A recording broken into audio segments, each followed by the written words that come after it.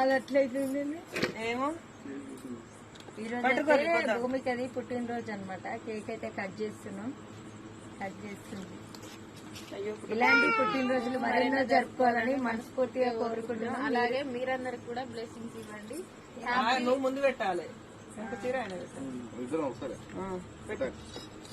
Cake అయితే cutting చేసింది. అగో వాళ్ళ అబ్బాయి కూడా చేస్తుంది అనమాట. నేను కూడా పెడతాను.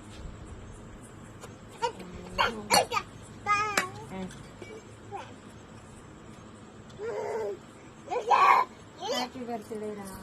పుట్టినరోజు శుభాకాంక్షలు. ఇలాంటి పుట్టినరోజులు మరెన్నో జరుపుకోవాలి.